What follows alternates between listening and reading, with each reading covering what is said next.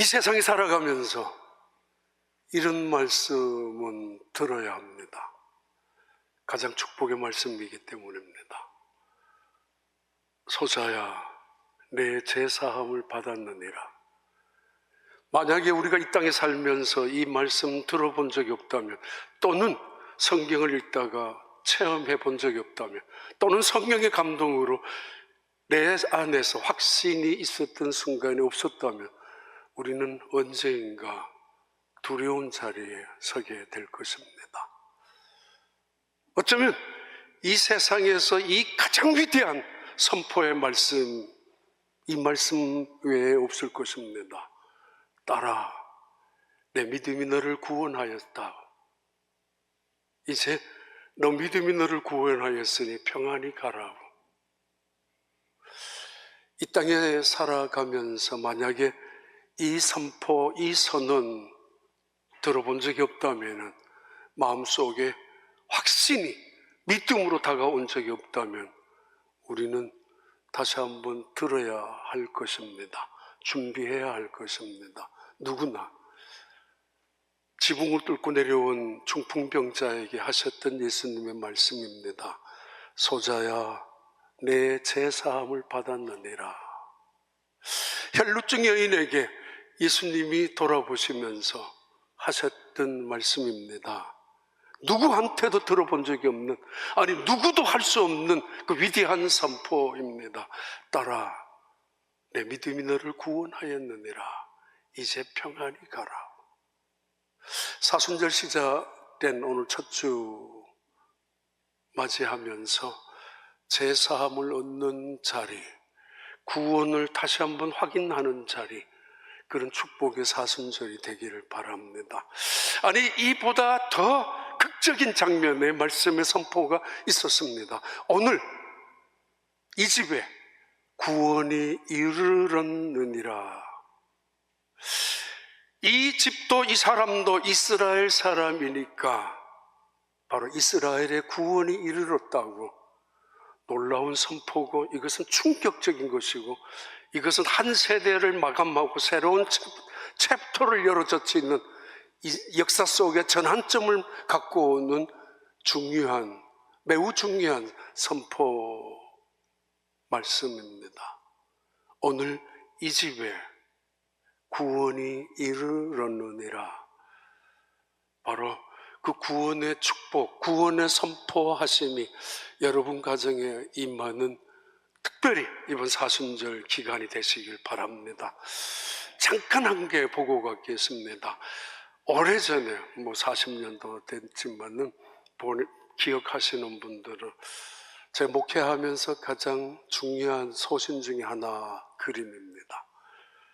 칼빈의 성경의 무게라는 그림입니다. 종교 개혁을 하기 전 또는 하면서 가장 중요한 힘을 제공해주는, 아니면 하나님의 메시지를 전달해주는 아주 유명한 그림입니다. 성경의 무게가 얼마나 될까?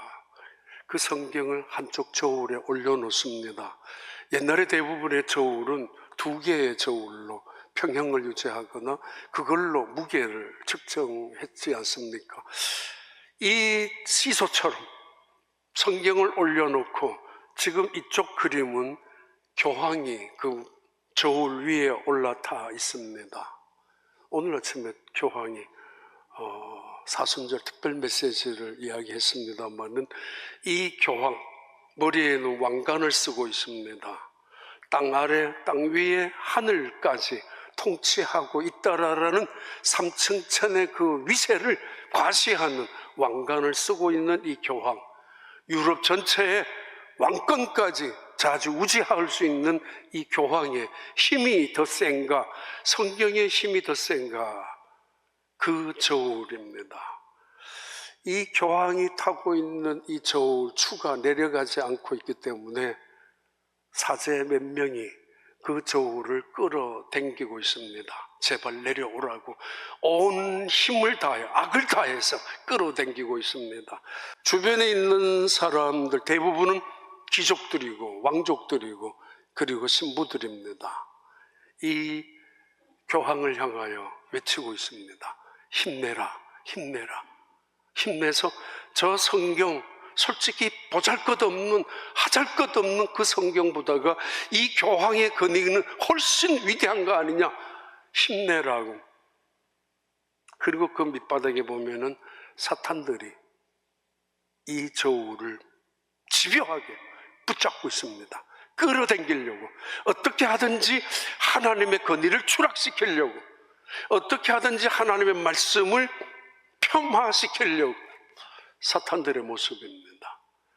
그리고 이쪽 저울, 성경 쪽에 있는 대부분의 사람들은 칼뱅을 중심한 그런 신학자들과 하나님의 권위를 두려워하고 하나님을 경외하는 사람들, 바로 그 하나님의 권위가 담겨져 있는 성경을 두려워할 줄 아는 사람들, 온 세상을 다 올려놓고 온 태산을 이쪽 저울에 올려놓는다 할지라도 인간의 지혜와 능력과 힘을, 온갖 지위와 부요를 다 집어 올린다 할지라도 성경 한 권만큼은 결코 이길 수 없을 것입니다.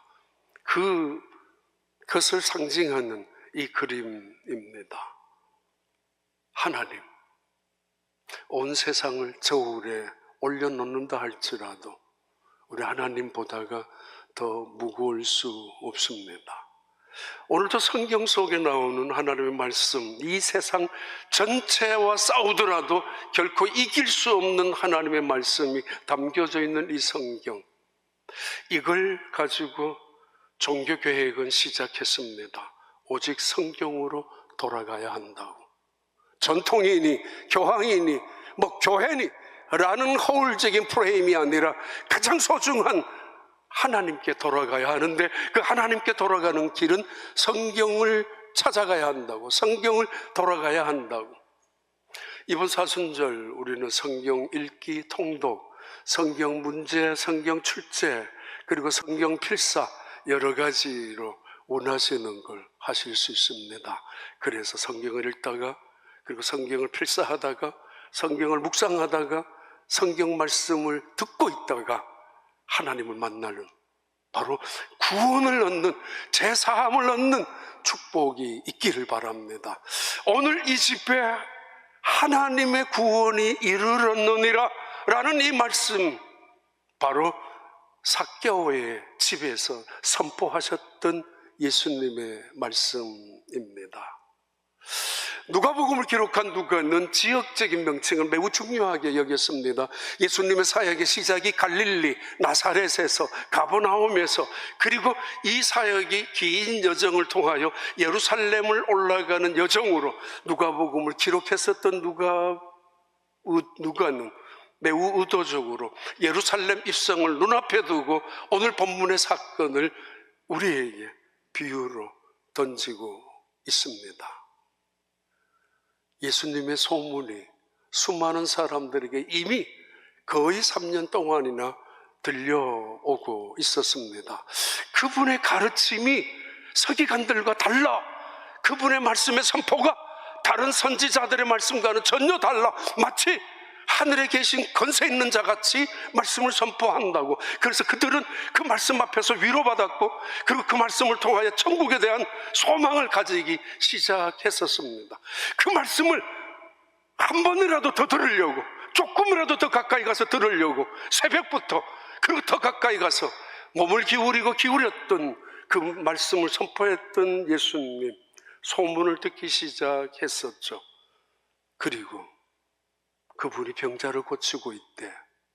시각장애인을 보게 하고, 청각장애인을 듣게 하고, 나병 환자들을 깨끗하게 하고, 중풍병자를 그 자리에서 벌떡 일어나게 하셨다는 이야기를 들으면서, 아니 저분이 누구야? 엘리야야? 그런 기대감으로 그 소문은 더욱더 커지고 있었던 그때였습니다. 심지어 물로 포도주를 만드셨어. 오병이어로 수많은 사람들을 먹이셨대. 아니 그때 나는 그 자리에 있었어. 바다 위를 걸어가시고 풍랑을 꾸짖으시고 나무를 꾸짖어서 죽게도 하시는 그 예수님을 보면서 저분은 모세가 아닐까, 위대한 지도자가 아닐까, 우리 민족을 다시 세울 수 있는 그런 생각까지 소문에 꼬리를 갖고 있었던 그때였습니다. 아니, 죽은 자를 불러냈다는 이야기도 듣습니다.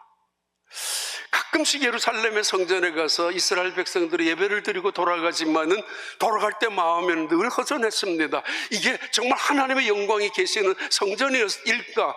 하나님께 예배를 드리면 하나님의 영광을 체험해야 되고 임재해 그 은혜를 경험해야 되는데, 때로는 기도와 찬송과 말씀 속에서 하나님의 거룩하심을 두려워할 줄도 알아야 되는데, 오히려 그들은 성전 안에서 타락한 제사장들의 모습을 보았고 형식적이고 습관적인 예배자들의 모습을 보고 집에 돌아갈 때마다 그들의 발걸음은 무거웠습니다. 상처투성입니다. 우리는 언제 예배를 제대로 드릴 수 있을까? 언제 제대로 된 하나님의 영광을 바라볼 수 있단 말인가? 그런 마음으로 돌아갔었는데 지금 예수님이 오셨습니다. 성전을 뭔가 바꿀 것 같습니다. 다윗의 후손으로 오셨습니다. 그럼 다윗 왕조가 세워질 것 같습니다. 바로 그 순간입니다. 그 순간에 예수님께서 삭개오의 집에 말씀하셨습니다. 오늘 이 집에 구원이 이르렀느니라. 이 선포와 이 선언은 새로운 역사의 폐지를 옮겨가는 사건의 말씀입니다. 왜냐하면 이 사건은 이스라엘의 역사를 일으키는 하나님의 선포, 예수 그리스도의 선포와 증언이기 때문입니다. 이제 오늘 이후에 예루살렘에 입성하기만 한다면은 바로 이 삭개오의 집에 선언했던 하나님의 나라가, 구원이 이 예루살렘을 중심해서 세워질 것을 기대하고 있었기 때문입니다. 그러면 로마로부터 압제해서 자유와 해방을 얻을 것이고, 헤롯이라는 이 거짓 왕으로부터 그 탄압과 억압 속에서 새롭게 일어날 것이며, 그리고 어쩌면은 그 한 번도 제대로 된 은혜보다 은혜 느껴본 적이 없는 그 성전에서 예배를 통하여 그들은 은혜를 받을 수 있다는 기대감 속에 예수님의 말씀의 선포 앞에 귀를 기울였습니다. 이때 예수님은 잠깐, 아니야, 너 실망하지 마, 이렇게 시작하는 본문이 누가복음 19장 9절부터 11절입니다. 예수께서 이르시되 오늘 구원이 이 집에 이르렀으니 이 사람도 아브라함의 자손이로다. 인자가 온 것은 잃어버린 자를 찾아 구원하려 함이니라. 그들이 이 말씀을 듣고 있을 때에 비유를 더하여 말씀하시니 이는 자기가 예루살렘에 가까이 오셨고 그들은 하나님의 나라가 당장에 나타날 줄로 생각함이더라. 그런 군중들의 마음을 컴다운시키고 그들의 그 흥분된 기대감을 어쩌면 물거품처럼 만들어버리는 예수님의 비유의 시작이 바로 열무나의 그 유명한 비유입니다. 지난 3주 동안 5달란트, 2달란트, 1달란트 받은 종의 비유를 통해서 말씀을 드렸는데, 거의 이 비유와 비슷한 또 다른 비유는 누가복음 오늘 본문에 나오는 열분화 비유입니다. 물론 공통점도 있죠. 주인이 종들에게 맡기고 그리고 한참 있다가 돌아와서 마침내 결산정산하는 것이 공통점이지만은 그러나 아주 중요한 몇 가지의 다른 점이 있습니다. 5달란트, 2달란트, 1달란트 받은 종으로 구별되고 차별되고 어쩌면 능력에 따라서 나누어진 것이 달란트 비유라면은 오늘 열문화 비유의 시작은 10사람의 종에게 한 문화씩 동일하게 나누어주면서 시작되어지는 그런 비유입니다. 몇 가지 질문이 가능합니다. 왜 동일하게 똑같이 한 문화씩 주었는가? 무엇을 의미하는가? 두 번째, 전혀 뜻밖의 불쑥 나타나는 한 예화가 있는데, 기인이 다른 나라에 갔는데 여기 있는 종들이 음모를 꾸며서 그 기인이 돌아오지 못하도록 이 사람은 잔인한 사람입니다라는 탄원을 올림으로 방해하고 있는 내용도 들어갑니다. 이건 뭘 의미하는가? 왜 그런 일이 벌어졌는가? 반역의 무리 또는 탄원하는 사람도 있단 말인가? 그리고 세 번째는 달란트 비유와 거의 동일한 마지막 비유 있지만은 있는 자는 더 있게 되고 없는 자는, 가지지 못한 자는 간신히 갖고 있는 것마저 뺏기게 될 것이라는, 이것이 경제 이론인가 자본주의 이론이란 말인가, 아니면 영적인 원리 속에서 우리에게 무엇을 가르쳐주고 있단 말인가, 그 세 가지 질문으로 시작을 합니다. 누가복음 19장 12절 13절 봐요. 이르시되 어떤 기인이 왕위를 받아 가지고 오려고 먼 나라로 갈 때에 그 종열을 불러 은하 10문화를 주며 이르되 내가 돌아올 때까지 장사하라 하니라.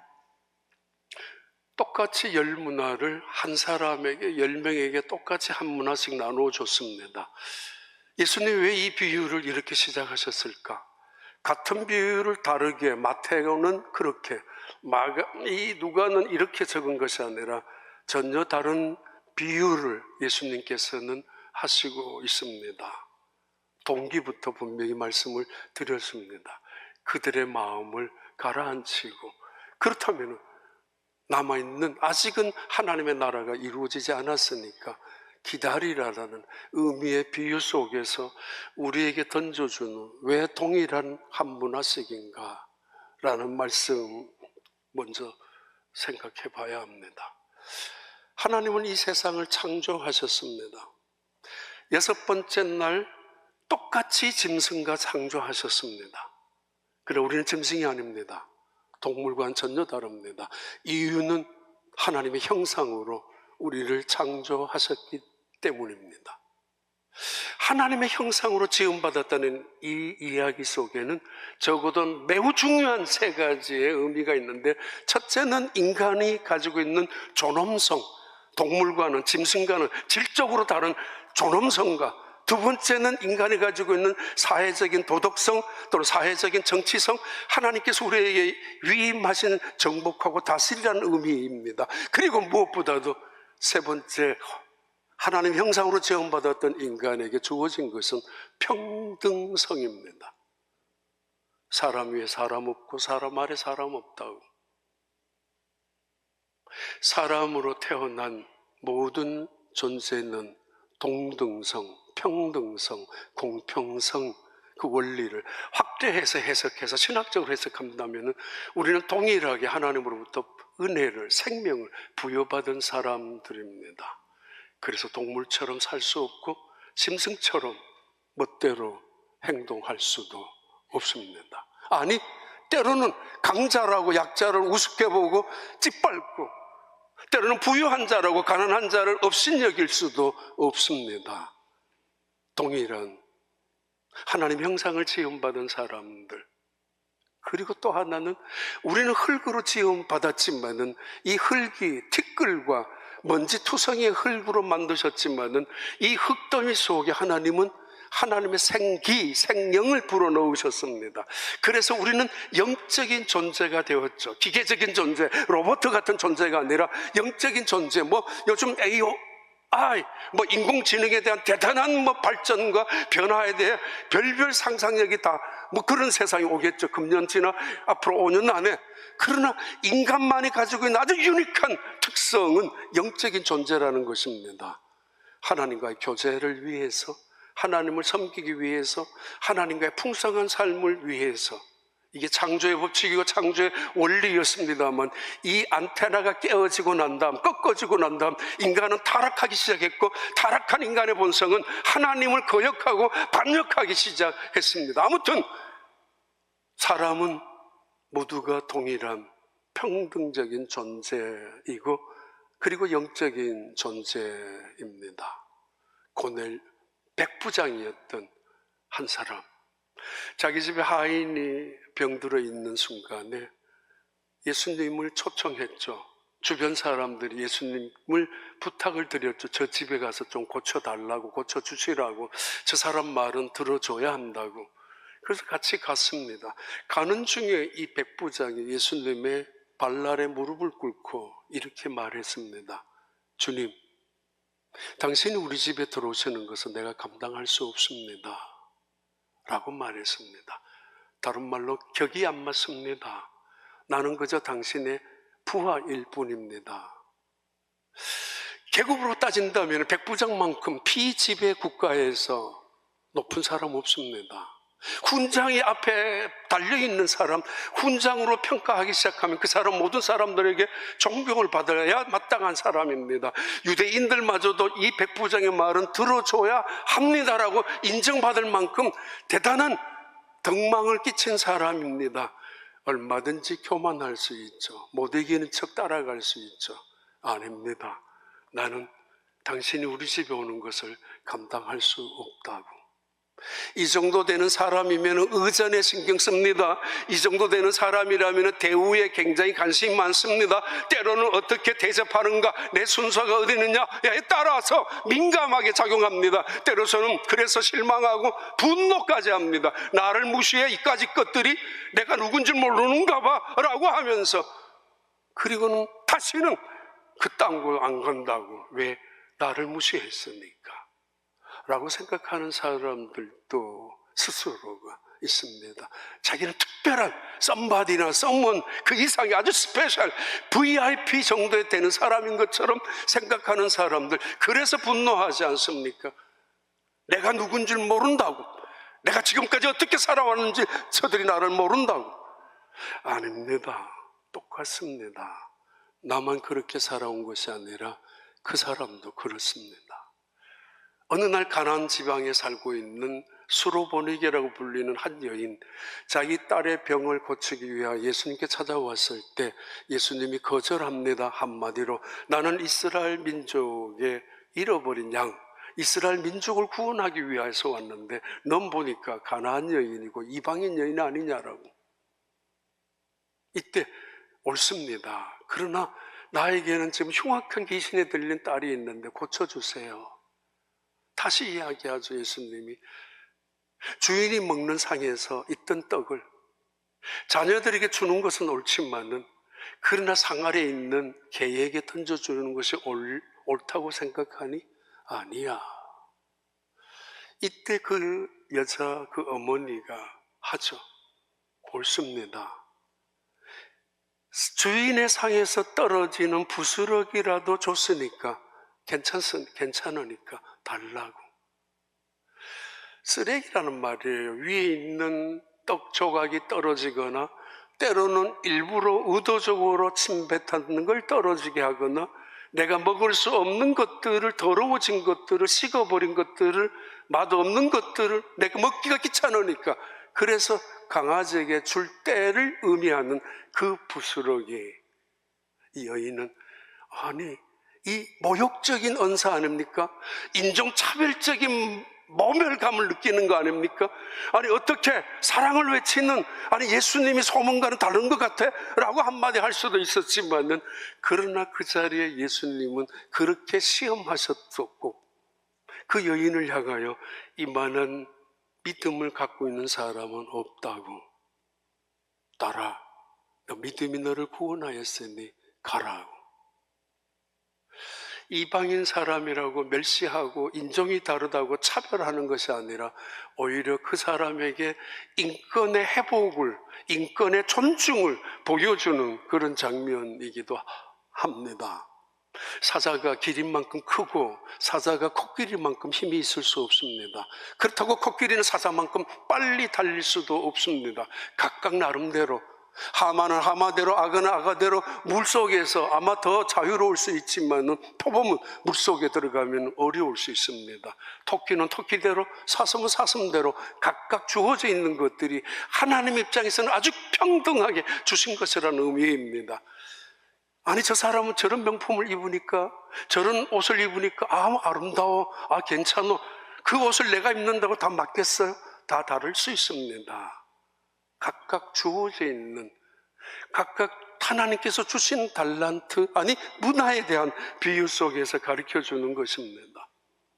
오래전에 수요예배 한번 드렸던 이야기인데, 어떤 가사, 노래 가사에 나옵니다. 첫 번째 그 가사 부르는 가수의 노래를 들으면서 마음이 먹먹했습니다. 나는 내가 빛나는 별인 줄 알았어요. 부르고 싶은데 한 번도 의심한 적 없었죠. 몰랐어요. 난 내가 벌레라는 것을. 난 내가 벌레라는 것을. 자기 비하, 자기 학대의 이야기가 아닙니다. 너무 내가 분노하며 살아야 될 이유는 없다는 거죠. 내가 특별한 존재였지만은 그러나 어느 순간에 인정하라는 거죠. 내가 하찮은 존재가 될 수도 있다라는 거. 그런데 그 하찮은 존재인 내가 나를 발견하기 시작할 때 나는 벌레이지 반딧불처럼 빛이 나는 개똥벌레라 할지라도 생명이 있는 존재라는 거. 그래서 괜찮아. 나는 빛나고 살아가고 있으니까. 한문화일지라도 난 그렇게 살아가고 있다고. 축복이라고. 살아있는 자체가 축복이죠. 맞죠? 겸손하게 살자는 말입니다. 감사하며 살자는 것입니다. 하나, 문화, 사실은 겉으로 보기에는 차별이 있는 것 같지만 세상 모두에게 따져보면은 사자는 사자의 대로 고민이 있고 코끼리는 코끼리대로 고민이, 아픔이 다 있습니다. 내게 주어진 문화에 대한 소중한 인생, 소중히 여겨서 사용해야 된다는 의미이고 하나님께서는 우리에게 그런 똑같은 기회를 그리고 똑같은 책임을 물으시는 분이라는 사실입니다. 사도행전 10장 34절 35절 베드로가 입을 열어 말하되 내가 참으로 하나님은 사람의 외모를 보지 아니하시고 각 나라 중 하나님을 경외하며 의를 행하는 사람은 다 받으시는 줄 깨달았도다. 예, 하나님은 외모로 사람을 취하는 분이 아니라고, 그 중심을 보시는 분이라고. 한 문화에 갖고 있는 또 다른 의미이죠. 두 번째 질문입니다. 왜 사람들은 이 귀인이 한 나라에 갔는데 왕위를 받기 위하여 사은사죠.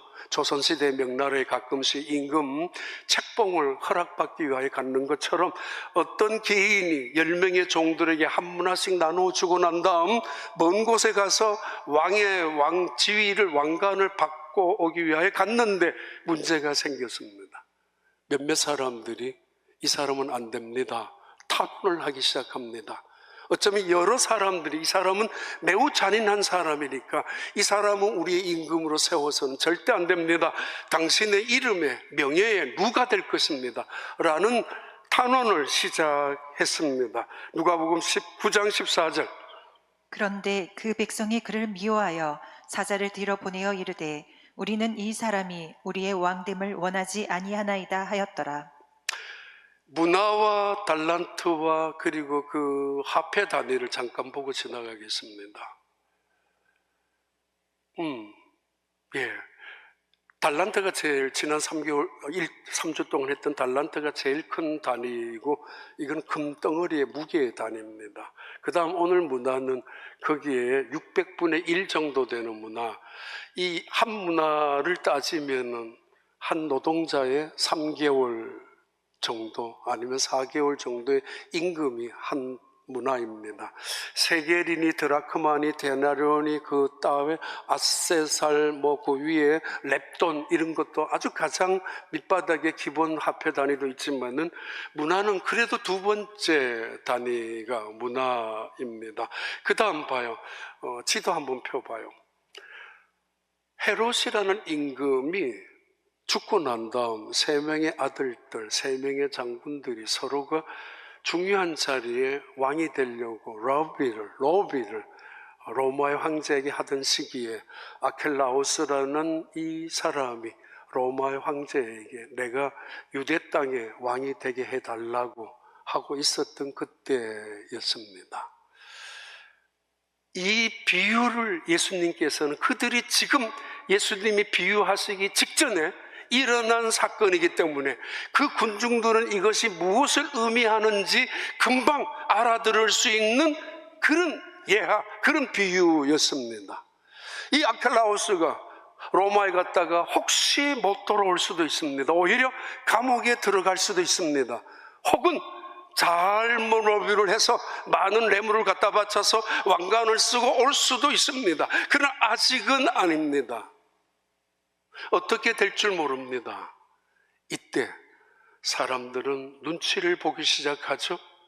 어느 권력이 진짜인지 줄을 대기 시작하죠. 이때 모든 사람들은 온 길을 쫑긋하면서 누구한테 뇌물을 갖다 바칠 것인가? 온 세상이 혼란스러운 이유는 거기에 있습니다. 못 올 수도 있어요. 주인은 안 보입니다. 안 보이는 순간에 내가 주인처럼 행세할 수 있고, 못 올 수도 있다면 이거 내 것으로 움켜잡고 내 것인 양 착각할 수도 있습니다.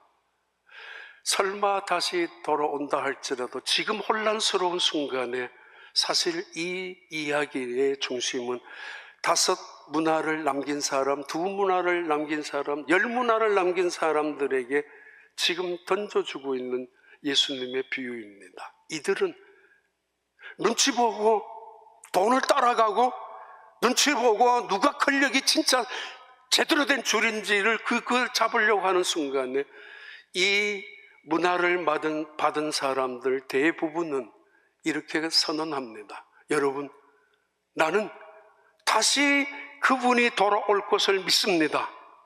다시 예수님이 어쩌면 십자가에 죽고 당장은 지금 보이지 않지만 그러나 돌아가신 후에 다시 이 땅에 재림할 것을 믿습니다 라는 고백, 그런 선포입니다.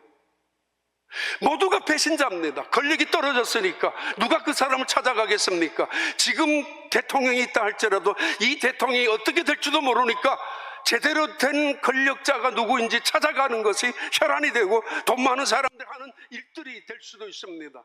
근데 이미 권력이 무너지고 뺏겨버린 그 사람 앞에 찾아가서 나는 당신이 다시 일어설 것을 믿습니다. 나는 당신에게 올인할 것입니다. 나는 당신을 충성하겠습니다 라고 말하는 사람이 얼마나 되겠습니까? 이 세상에. 근데 이 문화의 비유 속에서 대부분의 사람들이 우리 종은, 우리 주인은 다시 오실 것입니다. 나는 손해를 보더라도 나 이 일을 충실하게 할 것입니다. 내가 사람들에게 조롱거리가 되고 심지어 내가 믿는 그 주인이 비판을 받더라도 나는 그 주인을 섬길 것을 선언합니다. 서약합니다. 그런 면이죠. 봐요. 이때 뭘 일이 일어나는가 하면 19장 27절. 그리고 내가 왕됨을 원하지 아니하던 저 원수들을 이리로 끌어다가 내 앞에서 죽이라 하였느니라. 어쩌면 이 한 문화를 남긴 사람, 그러니까 한 문화씩 다 주었는데 어떤 사람은 한 문화를 10 문화를 남긴 사람이 있었고 어떤 사람은 한 문화를 가지고 5 문화를 남긴 사람이 있었는데 한 문화를 여기 남긴 이 사람은 한 문화만 갖고 왔습니다. 그리고는 수건에 싼 채로 그것을 내가 이 수건에 싸서 그대로 들고 왔다고. 땅속에 묻어뒀던 것은 보험 처리도 가능합니다. 왜냐하면 그만큼 책임감 있게 땅속에 묻어두었으니까. 그러나 그냥 수건 속에 싸두었다는 것은 보험 처리에 부주의로 이 사람 책임입니다. 언젠가 기회만 엿보고 있는, 세상의 눈치만 엿보고 있는, 필요하면은 그냥 쓰려고 하는, 그러나 그냥 감추어두고 있는 이 사람, 원금 그대로 갖고 왔지만은 아무것도 안 했던 이 사람은 예수님 돌아왔는 그 순간에 무서운 책망을 받게 됩니다. 쫓아내라고, 뺏으라고.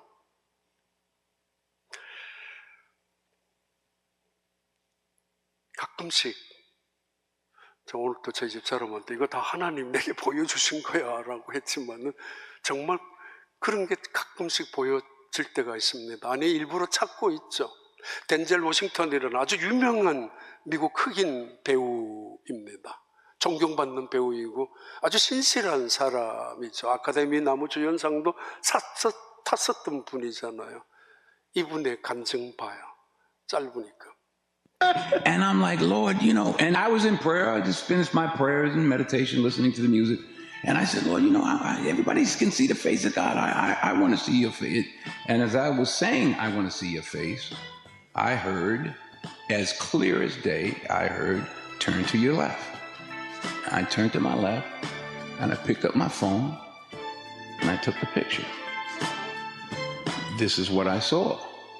I'm just trying to describe the photo to you. It's essentially the clouds have formed like a human face in the sky. And when I saw this, asking to see the face of God, and I'm like, Lord, you know, Yeah. and I was 20살 때 성령을 체험했었고 아버지가 목사님이셨지만은 조그마한 시골 교회 흑인 동네에 그러나 꿈은 나도 목사가 돼야 되겠다라는 생각에 꿈을 갖고 있었는데 영화 배우로서 아주 유명한 배우로서 성공적인 가도를 달리다가 한 번은 대학교 졸업식에 축사로 갔을 때 그 축사를 했다 그랬습니다. God first, put God first. 당신의 인생 속에서 하나님을 우선적으로 두라고. 바로 이분이 2024년 12월 달에 뉴욕의 한 교회에서 목사 안수를 받았습니다. 이게 사진입니다. 나이는 70세입니다. 그러면서 고백했습니다. 하나님께서 지난 70년 동안 내게 주신 그 많은 은혜, 축복이 있는데 내가 제대로 사용해 본 적이 없다고. 이제 새로운 챕터를 넘어가면서 남은 인생은 내가 목사로서 사명을 가지고 살겠다고. 내가 주님 앞에 설 때 인기 있는 영화 배우로서 남는 것이 아니라 신실한 하나님의 종으로 남고 싶다고. 요한계시록 22장 7절 12절입니다. 보라, 내가 속히 오리니 이 두루마리의 예언의 말씀을 지키는 자는 복이 있으리라 하더라. 보라, 내가 속히 오리니 내가 줄 상이 내게 있어 각 사람에게 그가 행한 대로 갚아주리라. 예, 주님은 다시 오십니다. 주님이 오셨을 때에 소자야 내 제사함을 받았느니라. 이 말씀 못 들은 사람이라면 그날은 두려운 세상이 될 것입니다.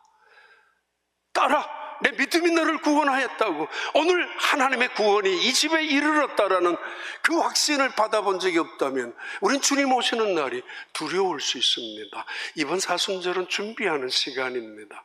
빨리 마지막 결론 드립니다. 누가복음 19장 20절 21절 마지막 질문입니다. 또 한 사람이 와서 이르되 주인이여 보소서, 당신의 한 문화가 여기 있나이다. 내가 수건으로 쌓아 두었었나이다. 이는 당신이 엄한 사람인 것을 내가 무서워함이라. 당신은 두지 않은 것을 취하고 심지 않은 것을 거두나이다. 그리고 24절 26절 곁에 섰는 자들에게 이르되 그 한 문화를 빼앗아 10문화 있는 자에게 주라 하니 그들이 이르되 주여 그에게 이미 10문화가 있나이다. 주인이 이르되 내가 너희에게 말하노니 무릇 있는 자는 받겠고 없는 자는 그 있는 것도 빼앗기리라. 왜 하나님은 있는 자를 더 주시고 없는 자 거를 뺏어서 더 주시는가? 다른 사람에게. 장사란 이윤을 목적으로 하는 거 아닙니까? 그럼 남기는 사람에겐 더 많이 가는 것이지만 이것은 경제적인 원리, 원칙, 시장 경제, 자본주의 경제라면은 그럼 하나님의 영적인 원리라면 똑같아서는 안 되지 않습니까? 예수님이 지금 비유를 하시면서 한 귀인이 왕의 자리를 얻기 위하여 한 곳으로 갔었어, 로마에.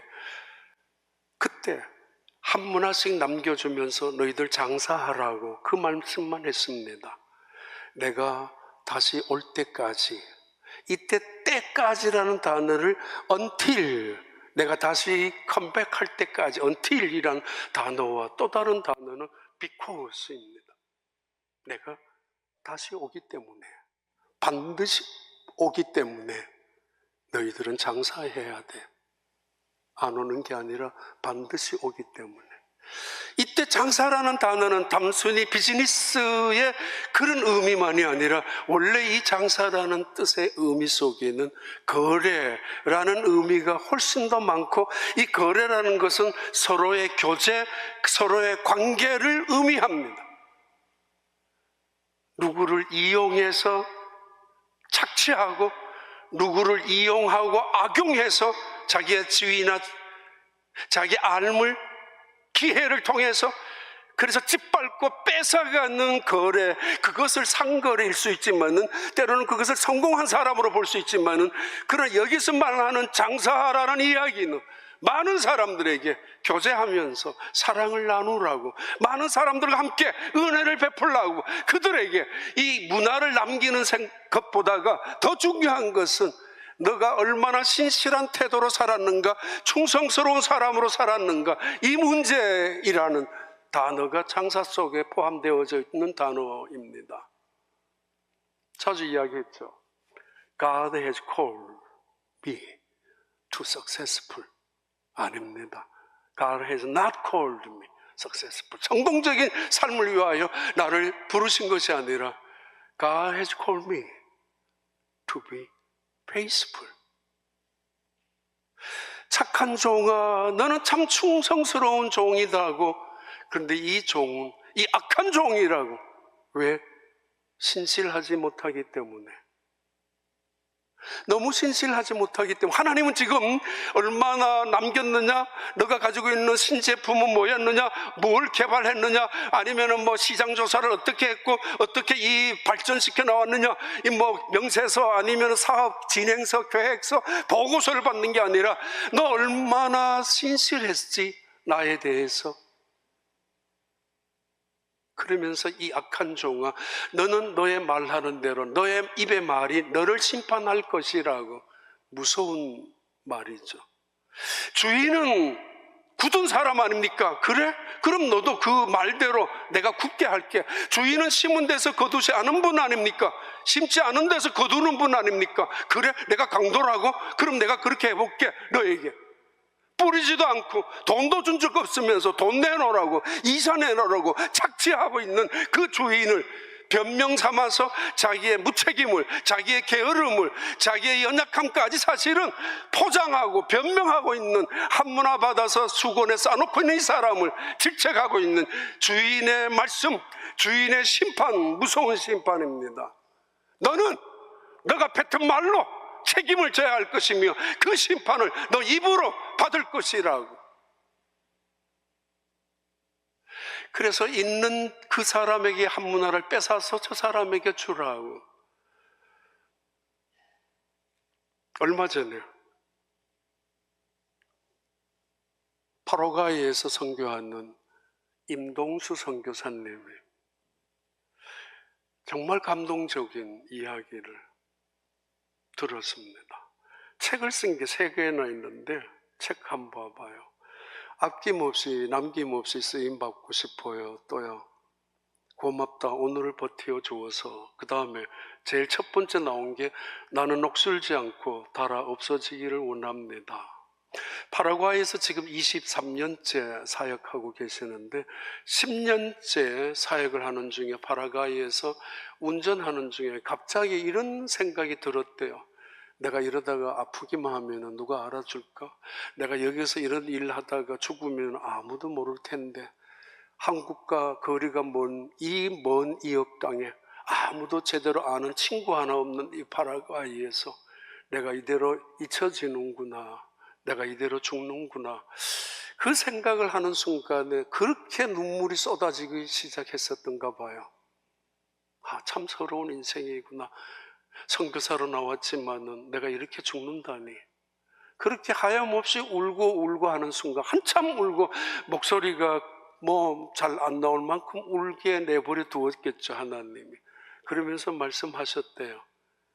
괜찮아, 내가 있잖아. 생생한 음성이 들려왔는데 차 안에서 괜찮아, 내가 너를 알아주는데. 제발 받은 달란트 얼마든지, 문화가 몇 개든지 상관없이 너가 하는 일 녹슬지 않고 닳아 없어지기를 원합니다. 정말 고맙다, 너가 버티어줘서. 아낌없이 남김없이. 그가 이 선교사님이 쓴 책들 이야기입니다.